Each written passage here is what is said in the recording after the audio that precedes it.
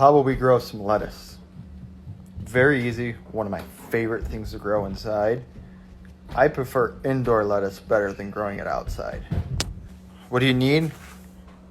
Our pot, our organic soil, lettuce seeds.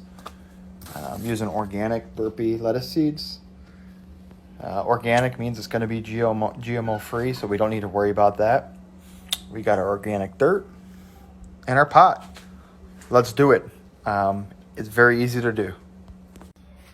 So I filled the pot up pretty much to the top. I use this to kind of flatten it down. What we're going to do is we're going to take our lettuce seeds and just sprinkle them on it. It's going to kind of look like grass seeds.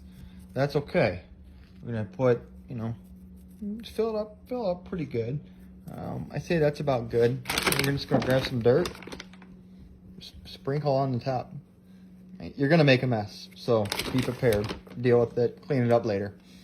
And then what I do is just pat it down again, pretty loose. And then we're going to spray it with water. And then we'll put a top on it. I'll come back and show you guys that.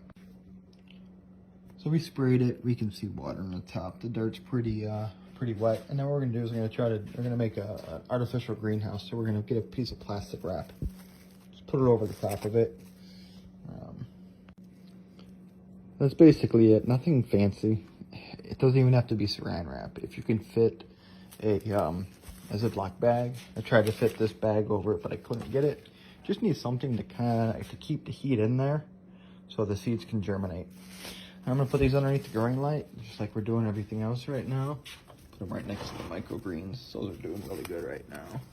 Put them right here. Tomorrow morning, I'm going to spray it again. I'm going to probably spray this twice a day for the next couple days. Once they start germinating, so once they start popping up, I'll probably get down to just spraying once a day. Once they start coming up, I will take the saran wrap off.